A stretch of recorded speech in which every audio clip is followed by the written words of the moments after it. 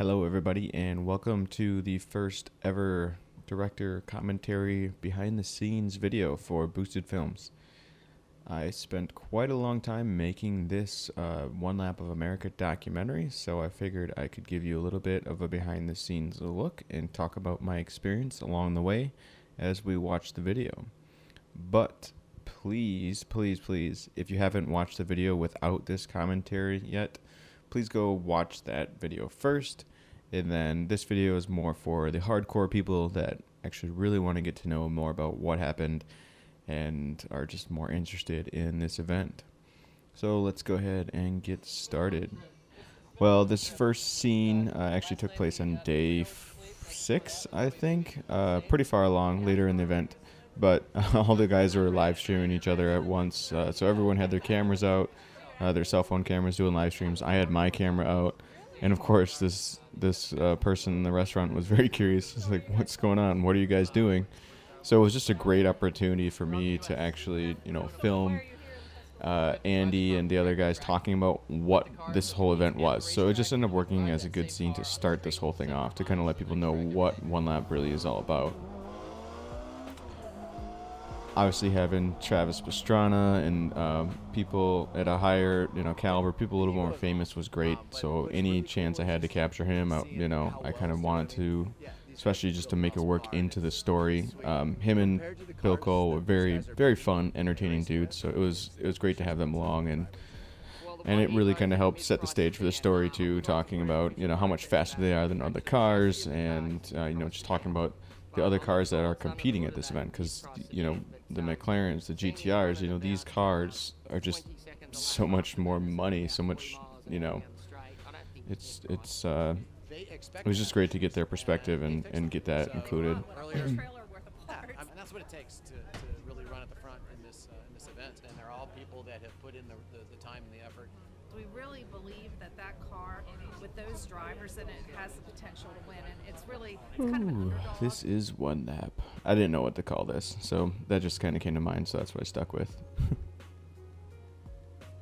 So yeah, I did film all these interviews about a week before. I wasn't really sure what I was going to do with them at the time, but it worked out very well to just kind of set the stage and just get more information about their backstory. Obviously, this was the 4th year they had done it. The first year they finished 3rd overall, which is amazing. Second year they finished 2nd overall, which is obviously even more amazing. And then if you watched my video stuff from last year, when I tagged along with them last year, they had an engine failure on day 2. So that's the reason, the previous finish for 2017 was 18th place, because they missed kind of 2 whole days of competition. Being able to adapt is super key, and that's where those guys troubleshoot. And I made these guys talk for a long time, and I cut it down quite a bit, but that's just kind of what happens with this. You never know what you're going to use, what you're going to want to put in to kind of tell the story, but just kind of want to introduce everyone, get a name with a face, so you kind of develop a little bit of who's who. So that was kind of part of the reason behind putting this in as well, just getting established who these people were.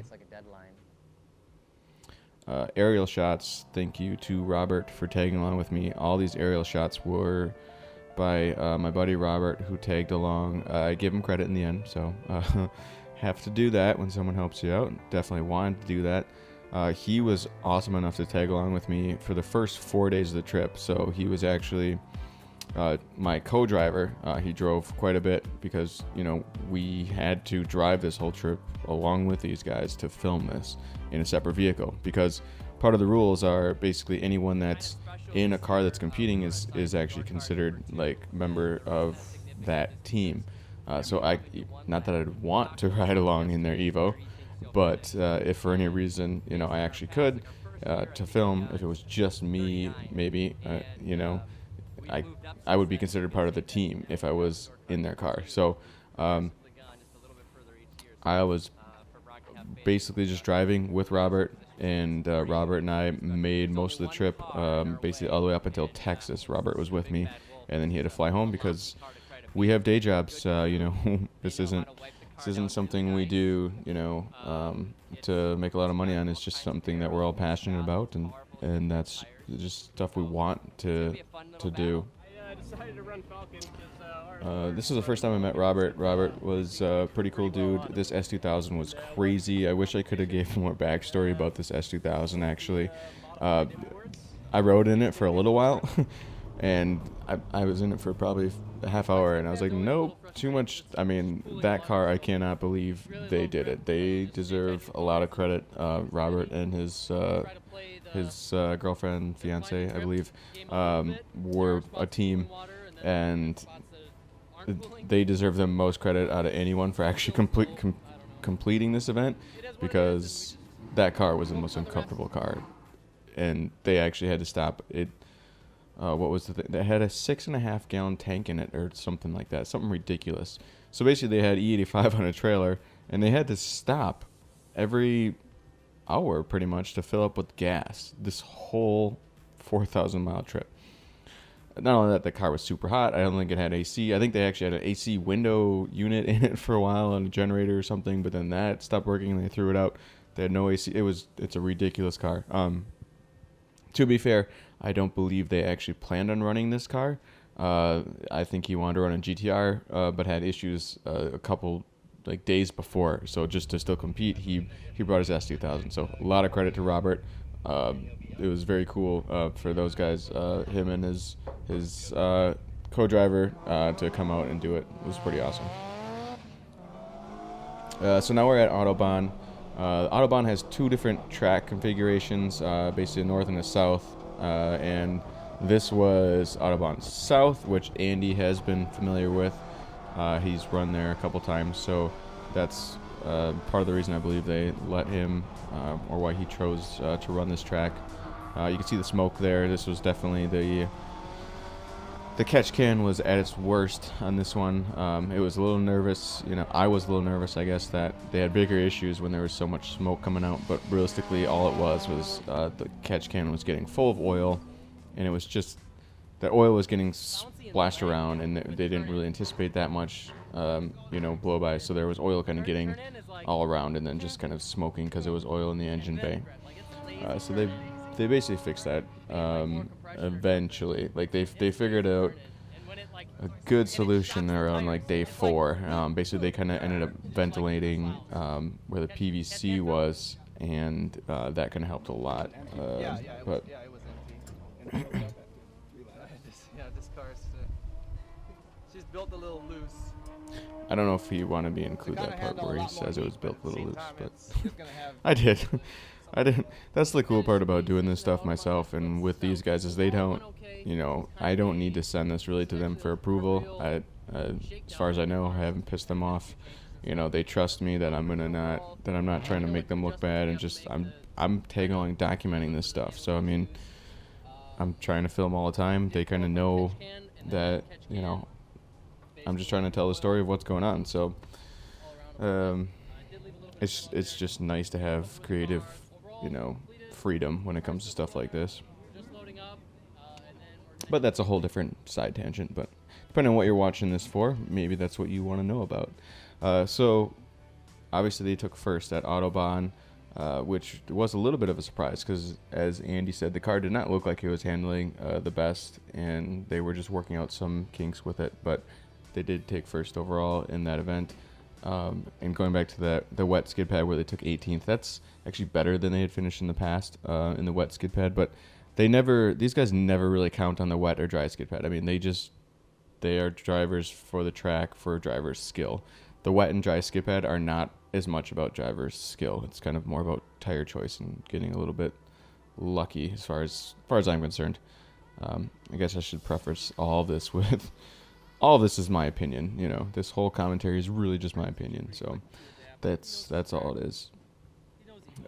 Previous shot earlier when Travis was drawn on a little scooter, and I found that pretty funny.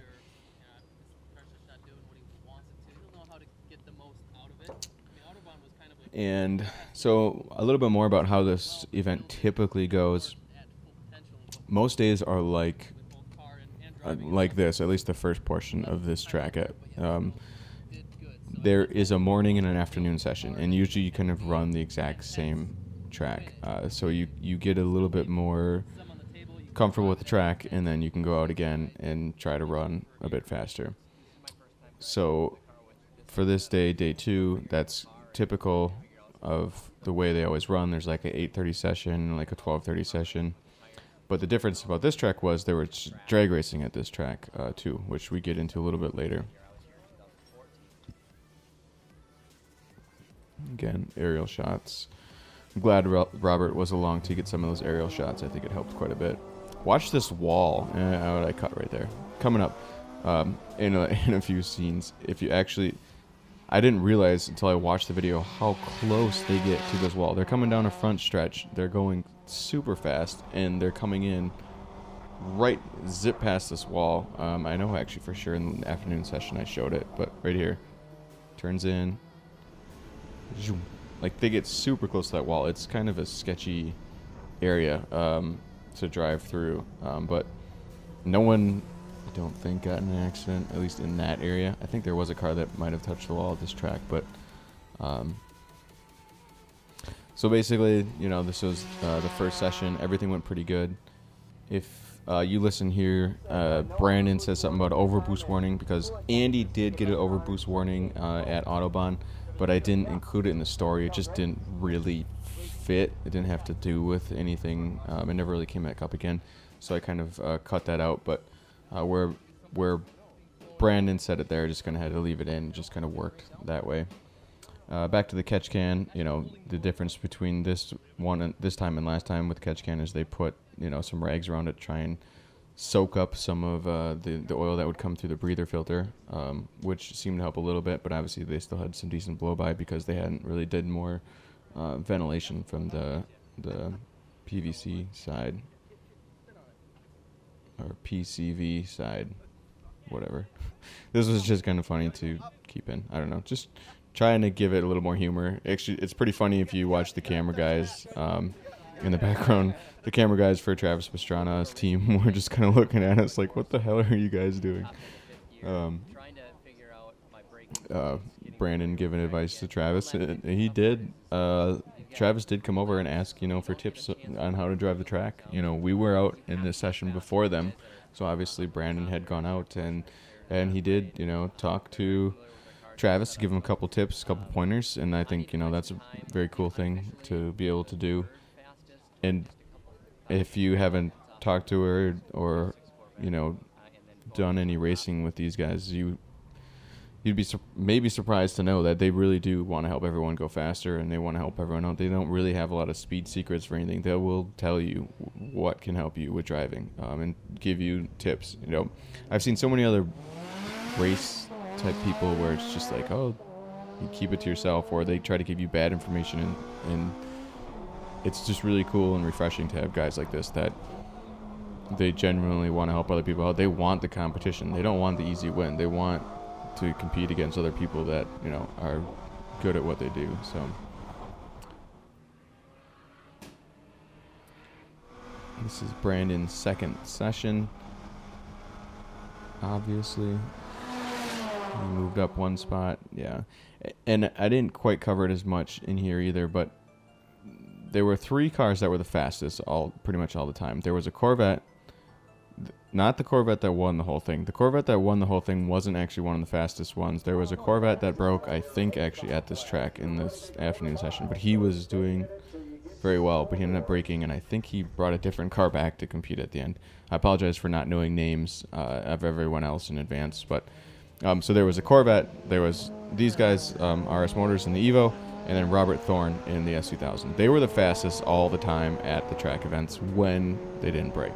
But One Lap America is, you know, it's a war of attrition. You need to survive. You need to be able to compete in all the events, obviously. I mean, again, you've hopefully watched this video already, so you know that these guys end up breaking. And if they didn't, you know, playing the game of ifs, but if they would have got the points for where they didn't break and competed in those 2 events, they would have been right up there, running for first place overall. But, you know, you lose those points when they didn't finish. You know, it counted as it did not start. So that costs you too many points, and then you just can't win. So you just need to be consistent. Consistency is very important for the one lap to win overall. Anyways, back to drag racing. Yeah, Ronnie won his first bracket race because the guy red lit. Low AT is basically just what you think, whoever was the fastest. So obviously there were 4 cars faster than Ronnie out of this whole event in the drag racing. And then when they did bracket racing, he won his first bracket race because the other person actually red lit, and then he red lit on the next one. But he got 7th place because a lot of people tie. So the lowest place you finish, even though there's like 80 competitors, the lowest place you could finish is like, what is it, 40th then, I guess, and then it's like 20th or something like that. So a lot of people tie in the bracket racing section. If you actually want to know a lot more information about all this, go to the One Lap of America website. If you're very curious about actually doing this yourself, I recommend just going to the One Lap of America website, look at the results, look at the points, see how the points are tallied. That can give you a lot more information if you're actually trying to strategize, or if you're trying to figure out, more information about potentially running this yourself. So yeah, day 2 already, we had this wheel bearing issue. Really was pretty minor, but it was something worth documenting. So we filmed it. It pushed us back a little bit. We did, it basically stopped us from getting any dinner along the way. Just ended up getting some pizza and ate it while they worked on the wheel bearing. And wherever I can, I would always try to get someone from the team to just talk on camera and tell me what's going on. And that really helped. I didn't do that as much the year before. If you've watched my videos from 2017 One Lap, you probably know that realistically that year I did it completely different. I really tried to do day of video edits while I was doing it, which was great. I was happy I did it, but it was so much work that I was just, I couldn't hardly continue on. This 2018 compared to 2017 seemed like a lot easier for me as far as the actual trip, because I wasn't trying to do same day edits along the way. And I'm a lot more happy with the result from this year because I got to dedicate more time after the fact to really put things all together. So actually, I believe this is where we got speeding tickets to on our way to Oklahoma. I think a lot of people got speeding tickets in the same spot, which I included that in the teaser, at least that we were pulled over, but it didn't really fall into the story at all, so I didn't include that in the story. But a lot of people end up getting speeding tickets. What are you going to do? Luckily for me, I didn't. Robert was driving. Sorry, Robert. So Robert got a speeding ticket, and Ronnie got a speeding ticket driving, I think it was, on our way here to Hallett. So this video camera angle is actually from Andy's camera. I'm trying to think of what camera that is called. It's not the GoPro, but it's the Action something. I don't remember right now. So it's just a different setting. It's harder to get the lighting right with that one, but you're in a pinch, or you have a limited time to get stuff going, and sometimes you don't know how fast they're going to get out there. If you've ever operated GoPros and stuff like that before, especially with cars like this or events like this, the files get huge. If you start the GoPro before they get in line, you could have 10, 15, 20 minutes of the car just sitting in line before the event even happens, and then you're wasting a lot of footage, a lot of time. And what happened with this one is I basically waited too late in the morning session to get the GoPros on. So I didn't have my GoPros on the car at all, so the only in-car footage I had was Andy's. Thankfully, Andy had his Action cam in there, so I got to use that footage. It's my GoPro again. You can see it's a little further back. This GoPro is actually mounted on the dome light. There's a suction, or not a suction, there's a sticky thing on the dome light, and then the camera hangs down from there. And yeah, so they did have a boost leak, obviously. Who knows how long that coupler might have been torn. So it could have been that same way they went before. It could have been that way with drag racing. With drag racing too, though, they did not have an optimal setup for drag racing because of how big those tires are and heavy those tires are. I mean, not necessarily the tires themselves, but the size they need. They don't need 315/30s to be running drag racing, but they don't set this car up, to optimize it for drag racing. They set it up to optimize it for competing on the track. GoPro time lapse is always fun to do. That those stupid pay tolls were pretty funny. We didn't have enough money. If you go back and rewind to what you just saw, you could see Brandon get out of the car to pay a toll because they didn't have enough cash. I think they got in like the correct change only or no credit card lane, and then they had to, I don't know. It was funny at the time, but it's just the little things you run into on one lap that can actually make it a lot of fun, and the almost more memorable is actually doing some of those things where it's just so funny. I tried to include this part, you know, just to show. I mean, look at Ronnie's eyes. He can't even hardly stay awake. I mean, we just drove 700 miles. It's super late. It's actually 1 a.m. I think, like, you know, Central Time Zone or something. Well, 12:30, I guess it looks like. But you know, these guys are still trying to help other people out, no matter what's going on. And I tried to convey that as good as I could. I probably could have did a better job, but this I thought was funny too, because just something to change the mood a bit. Ronnie just says, "Everything looks good back here." Huh. And it was just a different way to start this one. I didn't want all these videos to look the same, where it's like, oh, it starts with the aerial shots. You know, now I cut to the aerial shot. But I wanted to start this one in some, like, I looked at it this way, that I had 7 different tracks, so I had 7 different opportunities to tell the story in a little bit different of a way. So I thought that was just kind of a fun way to start that one.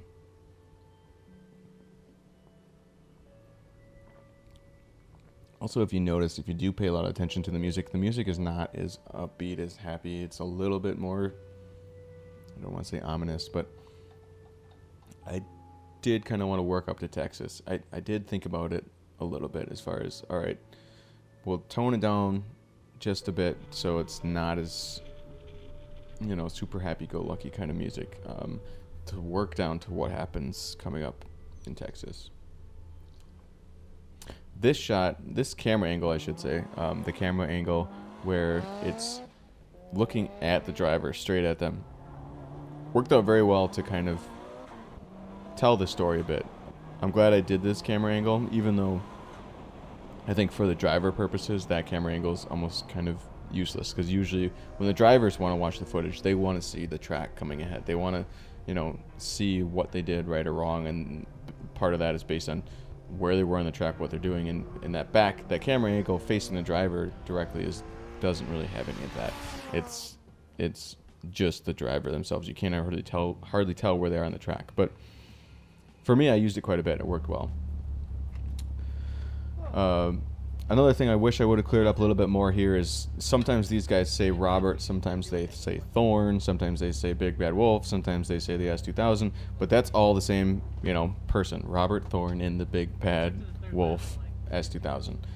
So that black S2000 I showed in the beginning, hopefully you picked up on, that is him.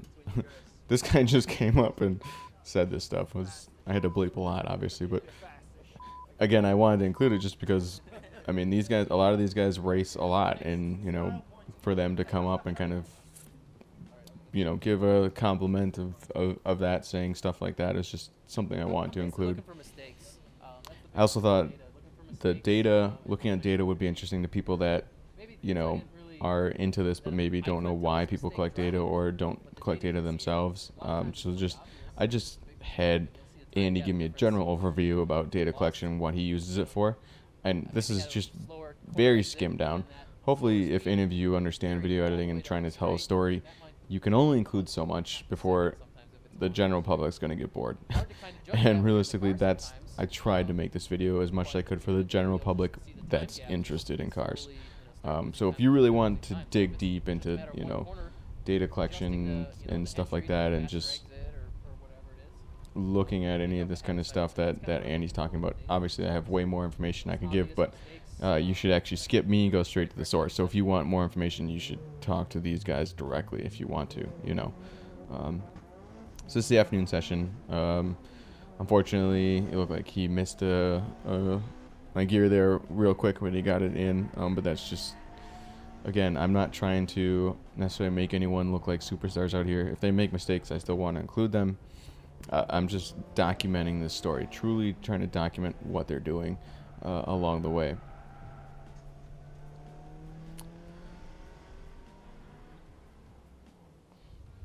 I'm trying to think if there's anything else exciting. So, oh yeah, one interesting note about this course. This is technically, they talked about it, but I couldn't quite include it. This was Robert Thorne, the S2000. This was his home track. Like, this track he was super familiar with, and that's basically why. Not basically. That's part of the reason. Obviously, you can make excuses all day long if you want to, but part of the reason that he basically was ahead of these guys by like 4 or 5 seconds on this track. Robert was super familiar with this track, and I don't think Andy, if Andy had been here, I think it had only been once. So, again, you can make excuses all day long, but I didn't actually include it in the video itself, you know, that this was Robert's home track. But, yeah, as you can see the time results here, 5:37 to 5:42, that's ridiculous. But even more ridiculous is actually the 5:42 to 5:52, you know, from that Corvette. Like, for Andy to be 10 seconds faster than the next person is kind of, that's a lot. Like, normally, at least in the results I'd seen since I started following this, usually the top 5, you know, there'd be 5, 6 cars that would only be, you know, 2-3 seconds apart. They wouldn't be so far apart. This year, it didn't seem like there was as much competition on the road course to compete with, you know, these guys in the Evo and Robert in the S2. Like, those two guys were always the fastest. Again, other than there was a different Corvette for the first two, he was right up there too with these guys. But I mean, if this was just the road course stuff, and you know, and if you could get a mulligan or something, if you could get that bypass of, oh, we had this one issue where it broke, obviously it would be a different story. But that's not what this event's all about, and that's what actually makes it so interesting and so competitive. Just the way they mix in other things that you have to do, you know, be it the wet skid pad, the dry skid pad, the drag racing, and just driving so far. This was a long commute. Luckily, Robert and I did get there early. I mean, this is really me filming them pulling in. I just sat there. I sat outside for like 15 minutes waiting for them to get here. I didn't explain it here, but they had an issue and a noise going on in the right rear that they wanted to look into. And it was literally 3 in the morning. So they were looking into this issue at 3 in the morning in a parking lot. I mean, this is one lap. This is 3 in the morning in a parking lot looking for issues to get the car ready the next day so you can go out and compete, you know, because this actually, too, I believe Texas is huge. So I think we had to drive at least a half hour in the morning just to get to the track. So, the event starts you have to be on track. These guys have to be the first ones on track. The event, you know, they go on track at like 8:30 in the morning. They got to get there at least by like 7:30, right around there, so they have time to unload the car, get things set up, you know. So they're waking up at like 6:30, you know, or in this case like 6 because they had a half-hour commute. It's that little stuff that you need to really keep in mind, you know, when you're doing events like this, that there is so much time involved in just getting ready, being prepared for it.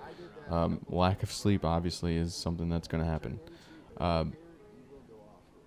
This is Mike Tusol giving Brandon some tips because he's from Texas and he has been obviously to this track, so he was just giving a little bit of pointers for how to handle the track, which this is how, you know, he was giving pointers for the whole track, which comes into play later. But for this portion, you know, he wasn't just showing them the small portion they're going out. The weird thing about Texas here, as they do kind of explain later, is for this day they did 3 different road course configurations, which is totally not the norm. Again, the normal is just 2, and they do a morning and afternoon. And unfortunately for these guys, it worked out horribly as far as timing goes, sort of. Other things worked out very well in their favor for this happening at this track. But before I get to that, what I did with the music here I thought worked well. You know, every other event I had music playing and I had engine sounds, you know, going right away, you know, when they were out on track. And for this one, obviously I wanted different. I mean, the music itself is a bit too sad or whatever, I guess. But I thought I would cue the audience into, well, something's going on. So, because he got off the line and then I couldn't hear the engine. Why not? Well, the reason you couldn't hear the engine before is because I wanted you to listen now. Right there. Boom. You hear it rev up. Boom. Like, he's trying to go. And it's not going anywhere. Like, that's key. That's why I didn't want the audio. I didn't want you to hear the engine until it was important to hear the engine. So obviously at this point there's basically nothing connecting the engine to the transmission, so he has no way to get the power to the ground. So every time he steps in the gas, it just revs up. Unfortunately, that guy was standing there on his phone. It kind of pisses me off because he ruined the shot a little bit. I cut the shot shorter because that guy was standing there on his phone. But look how close they were to the finish line. That was the finish. They did 3 laps out there. That was the 3rd lap, and he almost finished. It's so frustrating. But obviously, I'm rooting for these guys, and I wanted them to do good. But it's like I just kept filming and kept documenting, and it worked out well to just keep filming to tell their story. But something in me still makes me feel weird about putting a camera in someone's face when I know they're just like experiencing something. You know, for these guys, it's a big deal to have a failure like that, to have something going on. But luckily they're comfortable enough with everything, you know, that they just let me keep filming and put a camera in their face while they're trying to diagnose this issue at this time and figure out what's going on. So initially they thought the bolts broke or just fell out. They thought the bolts maybe backed off and thought, all right, well, maybe we can put new bolts in here. So they're just like, all right, you know, as the subtitles say, they had about 15 minutes to get this fixed. So they're like, all right, let's try to find some bolts, put some bolts in here. We'll turn the engine over, try to line them up with the clutch and put the bolts in. Well, yeah, dude, they broke off. For whatever reason, all those bolts sheared off. Like, they just broke. I couldn't tell you why, but Brandon, I don't know if this was clearly explained either, but you'd have to listen closely. But Brandon says, should I be ready? And they say yes. So he got back in the car, ready to go, in case they could fix it, so he could get back out for that 8 or whatever time session, 9 o'clock session. Andy likes to do work, and he's very reluctant to take the tranny out here. It seems like, you know, the transmission, and when Ronnie says we could take the transmission out. Yeah. So realistically at this point, and they could have still won, maybe, but once they really knew that first session didn't count at all and they got 0 points, I did not explain the point. I did not explain the point situation at all, and I apologize for that. But you get a maximum of like 365 points, I think, for every event. And then for every place you finish, you lose, you know, every place down, you lose like 5 points. So first place was 365, second place was 360, stuff like that. So that actually makes it a little bit harder to gain points on people if they beat you by quite a few, like, you know, the wet skid pad, if these guys finished 18th. So even if, you know, the McLaren finished second in the wet skid pad, and then McLaren finishes like 4th on the roll course sessions, and these guys finish second, it takes a bit to build up those points because you're only gaining 10 points back from the whatever 50, 60, 70 points you lost, you know, doing the wet skid pad. But again, if you really want to know about how the points work and stuff, I would look at the results on the One Lap of America website and just look those over. This G-Speed track was this G-Speed shop was at the track. This is what was fortunate for these guys. These guys got very lucky that there was a shop that would, 1, have air conditioning, 2, have a hoist that you could use. You know, 3, they were just lucky that they got this clutch. Mike Dussault has a shop right next to Evolution Dynamics, I believe, who had a clutch in stock, you know, an Exidy twin disc in stock for these guys to use. So this is where they get lucky. The fact that they get these parts and have the shop, that part was very fortunate. But otherwise, this is as real as it gets. I did not do anything as far as, you know, editing tricks here. I brought that down, you know, made it dark just because it went with the music. But otherwise, this whole shot right here, I left as one shot on purpose because this is how it happened. I mean, the timing of this is really, really ridiculous. They literally drove it off the hoist outside, got it started up, just making sure, you know, if anyone has ever done any car work themselves as far as installing a clutch or anything, I mean, and if you do something that big, usually you want to take it for a test drive. You want to check everything over, at least if you're paranoid like I am. You really just want to make sure you did everything right. And obviously these guys do too, but this is a time crunch. This is a race. If they don't get out there, they lose another 365 points. And again, this too just really just happened. He just put his helmet on and gets a phone call. So he's like, I can't hear, you know, you take the phone. And it was someone up at the line wanting to know if they should wait for him or not. And it's like, yeah, we're coming. We're on our way up. And again, that's why I apologize kind of for the shaky camera work and all that stuff. But I felt it was very important to include that all in one shot, because it's like, this is really what happened. And again, I can only do so much as far as getting GoPros and stuff going. So I didn't actually have my GoPro in the car, unfortunately. But luckily, Andy put his in there. So we had his camera for in-car footage. So that was excellent. And at this point is really where I kind of started focusing a bit more too on whoever wasn't driving. I started focusing a bit more on their reactions and them, you know, watching their, you know, teammate out on track. So that's kind of part of the reason too I'm filming these guys here, just to kind of show and just get a bit more, I guess, like dialogue, because you can only take so much in-car stuff as someone that isn't super. You really kind of have to be into cars and into tracking cars, I think, to want to watch so much in-car stuff. And realistically, if you want to watch this in-car stuff, you can watch a lot of my other videos. I have posted full sessions. If you want to watch full sessions of in-car stuff, you watch it there.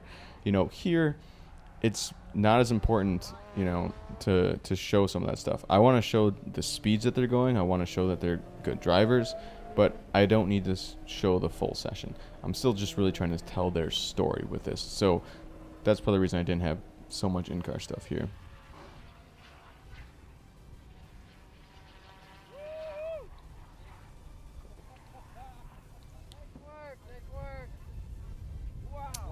Brandon's always super happy, clapping his hands, giving the dashboard a pat, saying good job to the car, stuff like that. So it's just a fun thing with these guys.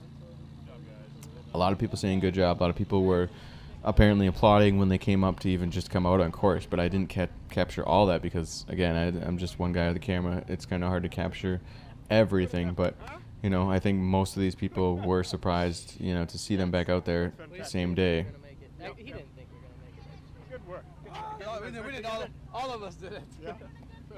So then Brandon came off track. We went back to the G-Speed shop, which was a ways away, basically, from where we initially set up, you know, in the paddock area, and got everything unloaded. Obviously, Brandon was pumped. Brandon was super happy. It's just cool to capture such raw, you know, emotion, feeling, you know, in a situation like this. It was pretty cool. Obviously, this was really the highlight of the event, I think, for these guys. You know, when you face something that, you know, you face some adversity and there's something that's really challenging and you get it done, and the timing of it all, I mean, I'm sure they would be willing to say that there was lucky, you know, just there was a lot of luck involved in getting this to turn out the way it did, to be able to get out there and get on track. But I mean, that's what they did. I mean, to be able to do that, though, that's why I could see too where Brandon would have so much adrenaline. I mean, you were just sit in a car that weren't even sure if it would run, start, and drive, and all of a sudden you went on track. And not only did they go out on track, but they took first place. They were first overall. Brandon drove awesome. I mean, it's amazing these guys can drive so well. And just for Brandon to do that was just very cool. I think definitely the highlight of the event for them to be able to just take first place, and especially because they hadn't even really beat Robert. Robert had been beating them at pretty much every session. Again, the Big Bad Wolf S2000 had been beating them at most every other, you know, event on the road course other than that first one where Andy had won. So I think for Brandon to do that, you know, meant a lot to be able to pull that off. But unfortunately, by that point, as this one gentleman says, you know, in a little bit here, it didn't really matter, you know, too much anymore. The only way they could win overall anymore, which is obviously their goal, was to win the overall event. You know, they don't really care about winning their class. They want to win the overall event. And the only way for them to do that now is if basically 10 cars break, you know, at least enough to miss one event. So the odds of that happening are very slim. But this guy, I'm not sure who he was, but this person was asking him about, you know, how they competed. So that's why Ronnie's like, oh, we broke last year. So he was telling them how they did. But You guys, I hope they all break for one reason or another. You guys deserve it, man. Nobody works harder. unfortunately, when I filmed this, I was filming all this with a shotgun mic, and I didn't have a dead cat on it or anything to really protect it from the wind. And for whatever reason, it was super windy at certain times when I filmed this portion where all three of them are sitting down on the curb here. So I couldn't include what I wanted to because some of it was so windy that it just didn't sound good at all. I just couldn't include it. So I had to cut a lot of what they said here. I sat down and interviewed these guys, I think, for 10-15 minutes here, and then I had to cut it really short. But it worked out okay. I mean, I didn't want to include a whole bunch more, but there were certain spots where they could have kind of came back through and told everyone a bit more about what was going on. But it still worked out pretty well. But there's certain limitations to kind of pretty much being one guy in a camera when you're documenting stuff like this.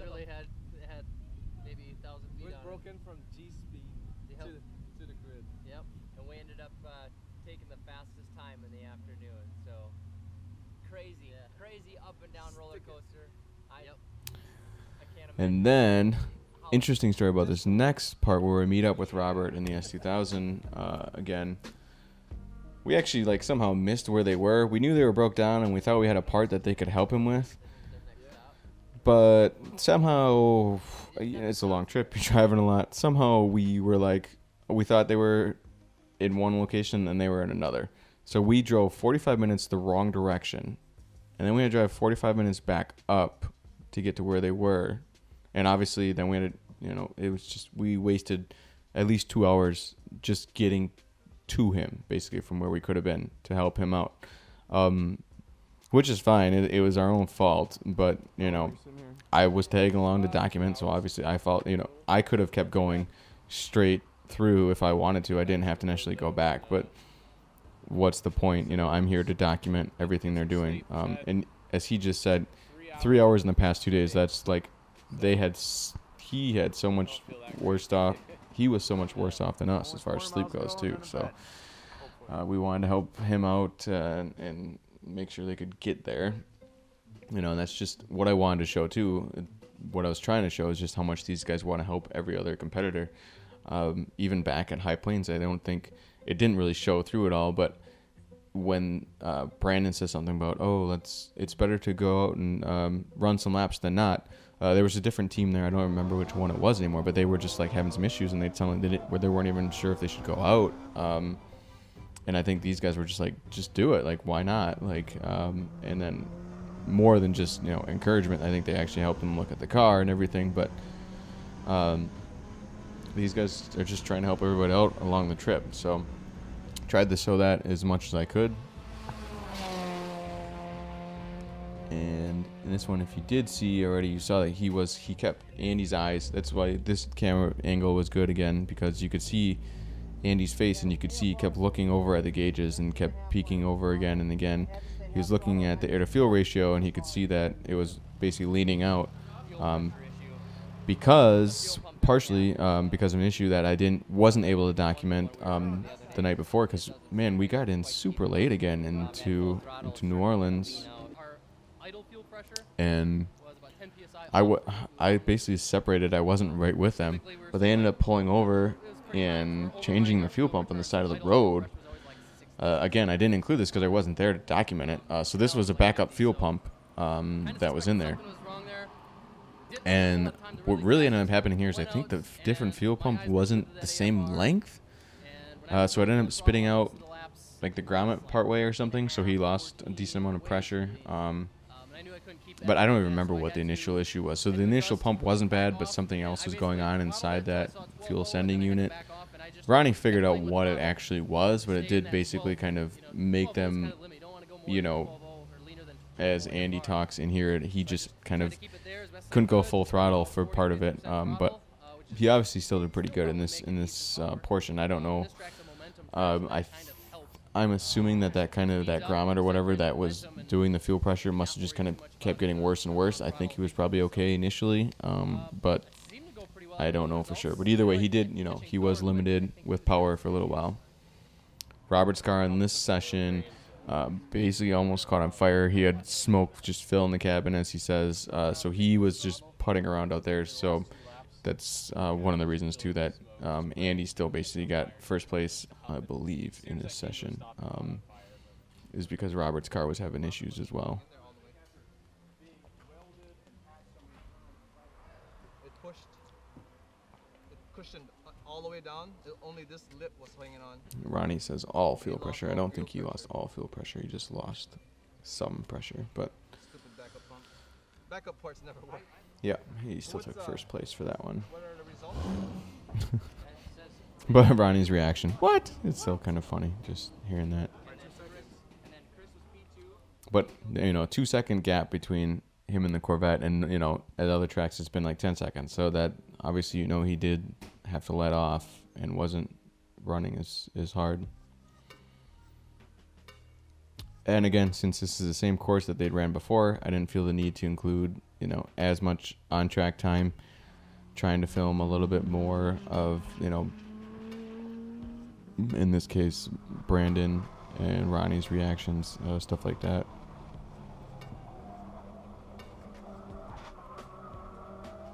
And this was, I believe, the hottest day out of all of them. When we were at New Orleans, it was, I want to say hotter than Texas, but in Texas I spent most of the day in an air-conditioned shop. So Texas wasn't too bad, but this day was hot. But luckily we had some shade, so it wasn't too bad.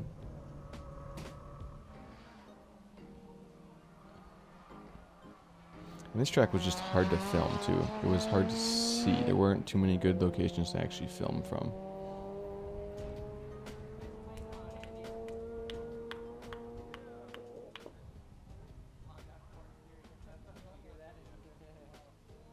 I don't know what Brandon and Robert both had close times there, too. So I don't think Robert had a lot of issues on that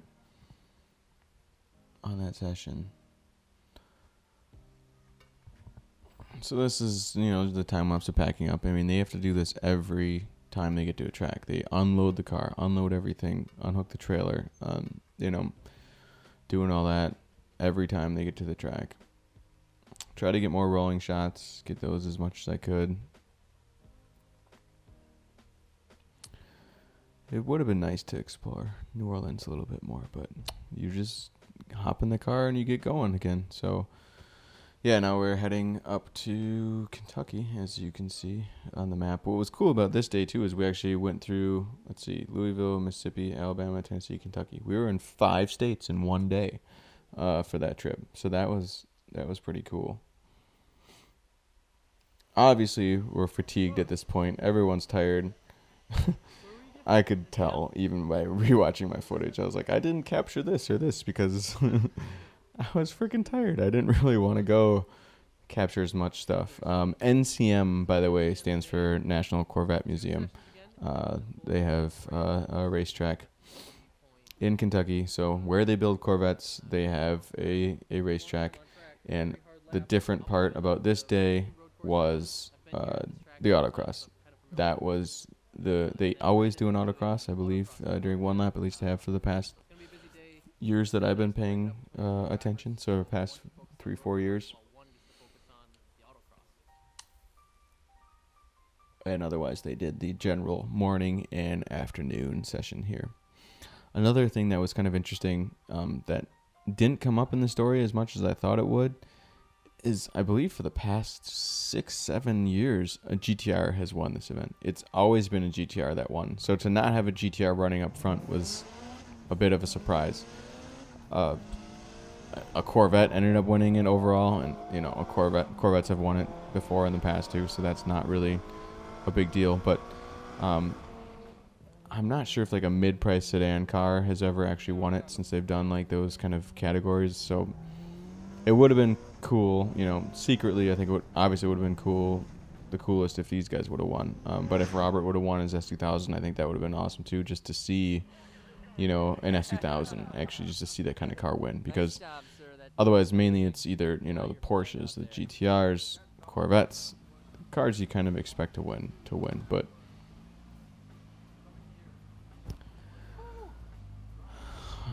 Andy had ran this track before, but it was always wet. So I mean, I said something to him about running it, you know, in the dry. But I think he's been to NCM quite a few times, but for whatever reason, it's always been wet when he came here. So. And by this time, we actually had the catch can certainly figured out. So they didn't have any oiling issues. They had that all sorted out. But these guys make so many changes, do so much stuff. I mean, they really were just kind of doing a shakedown event of the car for that first event of this. So they really never took it out on track since they changed suspension, since they did all that kind of stuff. So now we're on the autocross course, which was fun to watch. That car, that Porsche right there, was a rocket ship off of the line. That was the fastest thing I saw launch off the line. Awesome car. Brandon clipped that cone right there, and basically, if you know enough about autocross, it's a 2-second penalty anytime you hit a cone. So you really cannot get first overall while hitting a cone. At least you shouldn't be able to. So and with this, you get 3 runs. You could take them almost any time you wanted to. Brandon just says that same thing, that you got 3 runs to get it done. But I like doing shots like this. I know it's a side tangent, but basically I leave the camera set up in the exact same spot and just film basically 10-15 runs. But you can't move the camera. You got to leave it set up same spot, and then you cut when the car gets to the same spot, and it just kind of changes cars. I just thought it's kind of a cool way to make autocross a little bit more interesting, because generally autocross is kind of boring. And if you just saw Brandon hit that second cone, and yeah, you can see that's the in car, same shot. So he hit a cone on his first run and on the second run. So, you know, all the pressure was on for this third run for him to make it clean. So he was a bit more conservative, excuse me, and made sure he got his clean run in. And he was the fastest car pretty much the whole time, but Robert ended up taking his runs way later in the afternoon. So Brandon basically had thought he kind of was the winner, but we actually did watch Robert run his last run and see his time. I think he beat him by like 0.3 to take first place away from him. But, you know, that's all in good fun, and that's more of what that S2000 is kind of set up to really dominate out there too. So it was not a big surprise to see the S2000, you know, end up overtaking him there. And I don't remember the situation he had. I think the whole time that the S2000, Robert Thornton was having issues with his exhaust manifold, kind of kept having cracks, and they had to re-weld it a bunch of times. So different issues that he was facing too, which is why he kind of waited to do the autocross. I think he did his morning and afternoon session on the road course before he did the autocross. But for me, for storytelling purposes, I kind of told it the way that it went for us, basically, or for the Evo team. For the Evo team, they did the morning road course session, then Brandon did the autocross, then they did the afternoon session.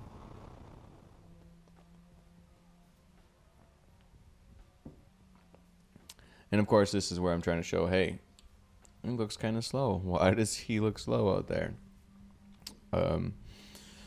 And this was pretty funny and amazing too. I mean, look how relatively slow he looks driving, and then he still ends up doing very well, because basically this coupler blows off, and they really didn't hardly have any boost. And it's kind of funny because Andy totally called it. He knew exactly basically what had happened, which is also part of the reason this next shot where I leave it in. Again, I'm documenting this as it goes along. I'm not telling them to retake and redo stuff. So I'm filming him pulling up, and he says, $10 is the throttle body coupler. And then pop the hood. Sure enough, there it is. Brandon's filming it. So I mean, that's just the advantage I have with, you know, I feel like anyways, the advantage I have with these guys is that, you know, they know the car so well. They're just so good, so competitive at this stuff that they're just fun to watch, really. So that makes my job a little bit easier. Brandon was live streaming the whole thing, it looks like.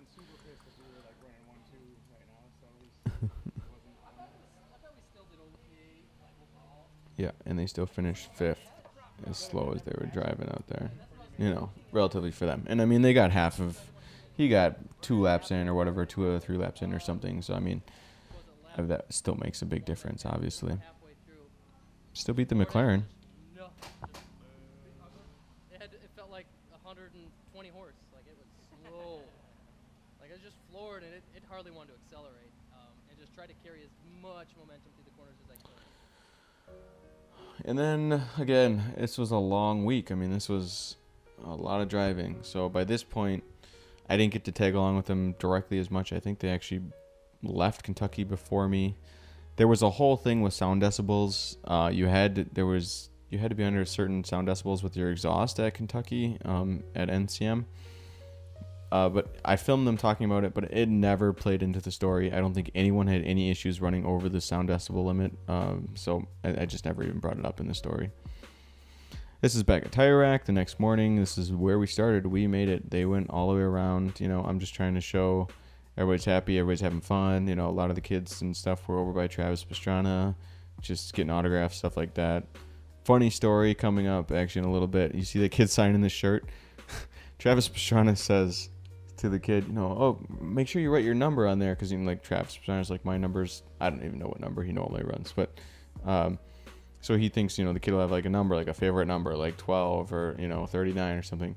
The kid starts writing his phone number on Travis Pastrana's t-shirt, and he's like, oh no, don't you know, don't write your phone number on my shirt. So that was pretty funny. And then I made the mistake of trying to film a final interview with these guys inside. We went inside Tire Rack, and then I filmed them talking for like 20 minutes and thanking everybody and just talking about the overall event. But the audio just didn't work at all with just being inside. Even though I used the same audio setup, it just didn't work. So I couldn't include any of that. So I didn't really want this to be the final talking point from these guys, but it's just kind of the way it worked out. And Brandon kind of covered everything anyways, so I felt it worked out okay. I know I don't think show where they finished in the wet skid pad, or actually this was supposed to be the dry skid pad, but it was raining. But I just assumed at this point no one really cared where they finished in this portion of the event. They're just more curious about where they finished overall. So that's where I just included, you know, that they won their class and that they finished 8th overall for the event. But yeah, this was supposed to be the dry skid pad, but it ends up raining. So what are you going to do?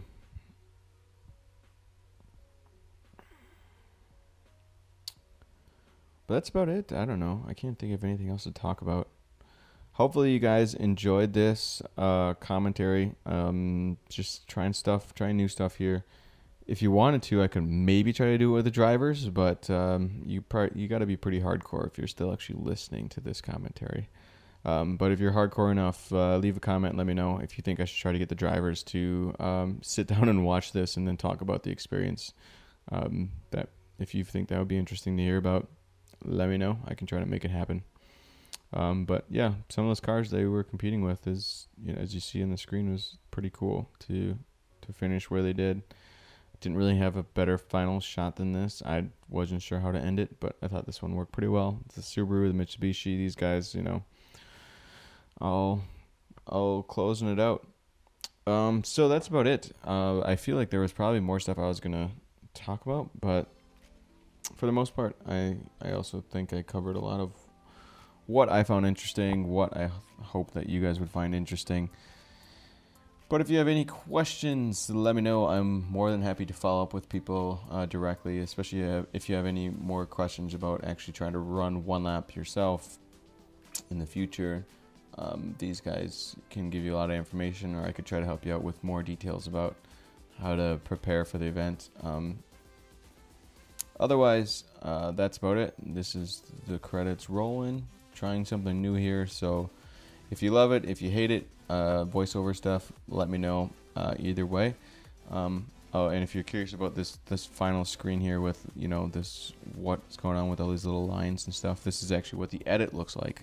I try to include this in the video just because I'm a video editor. I'm just, you know, curious to see what people's timelines look like. That's the video editing, the edited timeline of this video. So that's it. The video has concluded. Thank you so much for watching. I appreciate it. And that's the end of this director commentary behind the scenes. Thanks a lot.